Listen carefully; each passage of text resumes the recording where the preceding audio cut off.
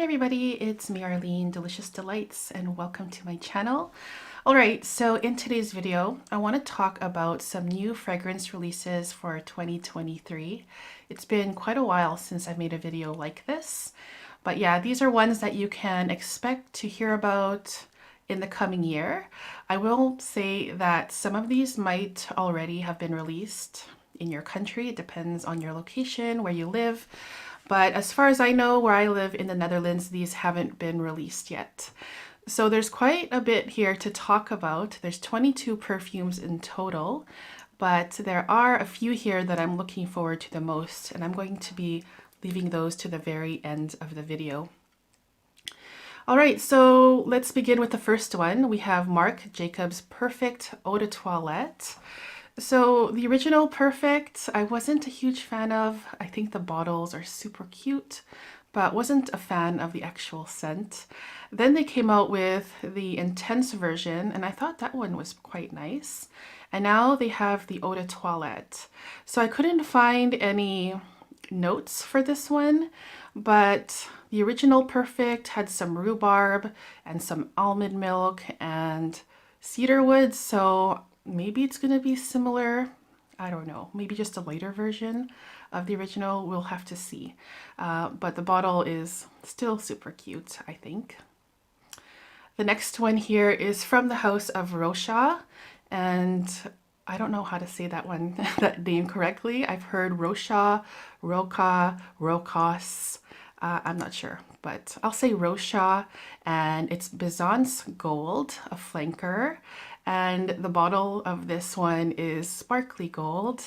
The notes, well, some notes listed in this one are raspberry, lychee, blackberry, rose, jasmine, patchouli, tonka bean, sorry, cedarwood, and musk.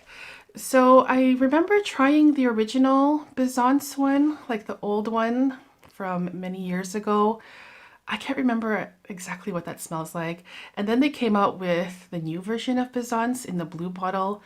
And honestly, I only remember that I thought it was a nice scent, but I don't remember much about it. So it didn't really leave a lasting impression on me. But the notes in this one with the raspberry and lychee and tonka, that sounds like a nice, fruity, sweet scent. And yeah, I'm kind of looking forward to that one.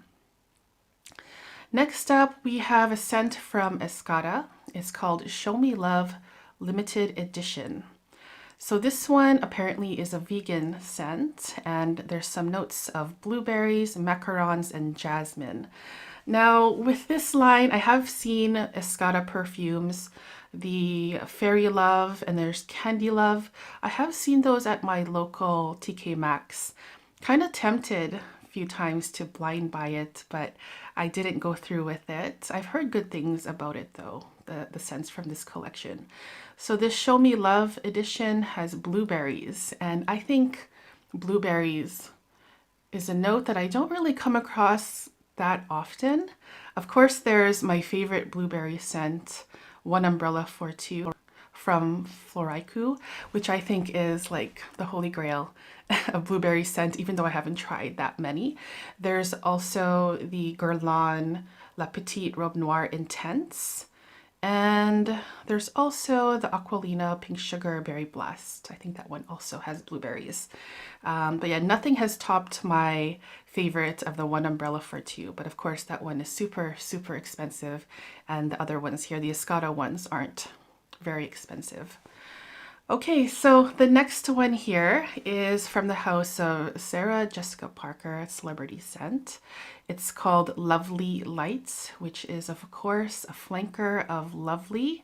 And some notes listed are mandarin orange, honeysuckle, jasmine, neroli, musk, sandalwood, and amber. Now, when it comes to fragrances from Sarah Jessica Parker, I think that I like most of what I tried from the house, if not all. I really like her Stash perfume, the original one. I think that one is now discontinued. I think the original Lovely is lovely, a soft, powdery, musky scent, which is very affordable. I like her NYC, I think that's what it's called, the strawberry one, and her NYC Crush, which is a coconutty one. She has so many great scents that are easy to wear, everyday scents that are inexpensive and just fun, easygoing signature scent kind of perfume. So Lovely Lights looks like it's going to be fruity floral musk here, which sounds lovely, and I'm looking forward to try that one. Next up, we have a scent from Le Labo. It's called Geranium 33, and some notes listed are bergamot, black pepper, bourbon, geranium, cedar, sandalwood, and musk. Now, recent releases of Le Labo I haven't been really crazy about. I think their last one that I can remember is the matcha one, which I thought was pleasant, but it didn't really give me like real literal matcha green tea vibes. The one perfume that gives me realistic matcha tea is Matcha Meditation from Replica Margiela. Anyways, back to the Le Labo Geranium 33. I think the scent of geranium is a pleasant one. The one geranium scent that comes to my mind that I think is amazing is Geranium pour Monsieur by Frederic Malle. So yeah, Geranium 33, I'm kind of looking forward to it anyways because I like the note and it's not a very common note that I see in fragrances. Next up, we have a scent, well, we have two scents actually, from Ariana Grande. She is coming out with two new fragrances, Vanilla and Blush. And I think the bottle designs are kind of interesting. I'm not sure what they're supposed to be inspired by or why they're shaped that way. I haven't looked into it. But okay, so the vanilla one has some notes of plum, orris butter, praline, cocoa butter, and vanilla. And then the blush one, which is a nice blush pink color bottle, is bergamot, pink pepper, passion fruit, raspberry, rose, pear, ambroxan, and musk. Okay, so when it comes to Ariana Grande perfumes, I don't know if I need to own all of them because they're kind of similar in many ways, but there's like differences as well. So I don't know if that makes sense, but for me, if you own like a few, then you're probably good, but that's just my opinion. I do own her Cloud scent. I had it in this room. Actually, I do have it in this room. Let me just grab it for you. It's right here. So I don't wear it very often, but there's a little bit of a dent in there. And I think it's a nice scent. I actually really like the bottle of it too, even though some people say it looks really tacky and cheesy. I like it. I like the Cloud. It reminds me of Care Bears. And if we can scent Care Bears, they would smell like this. But even in this one, it smells similar to other fragrances in her collection, which to me smells like a sweet, soft, powdery-ish marshmallow candy-like scent, which is very, very pleasant. Okay, so those are the two from Ariana Grande. There's also a new collection coming out from Marc Jacobs. He's doing 3 at the same time from the Daisy collection. So he's coming out with Daisy Paradise, Daisy Love Paradise, and Daisy Oh So Fresh Paradise. So the original Daisy Paradise has some notes of poppy, oak, ambroxan, and floral notes. The Daisy Love Paradise has some notes of iris, patchouli, and cream. And then the Daisy Oh So Fresh Paradise has pink pepper, lavender, floral notes, and Miti Attar. No idea what that Miti Attar is. But yeah, so I think that out of these 3, if I were to choose one, I think probably the Love Paradise, Daisy Love Paradise, because it has iris, patchouli, and cream. And I am loving patchouli right now, especially when it's getting really cold out. It actually is really cold now. And I really like that heavy, like earthy patchouli scent mixed in with some other sweet notes. And then there's cream in here, maybe just to like tone down that heavy patchouli. So yeah, we'll see how these ones go. I mean, he releases a lot of fragrances. I mean, the house releases a lot of fragrances at one go and it kind of gets overwhelming. But yeah, those are the 3 new ones from Marc Jacobs.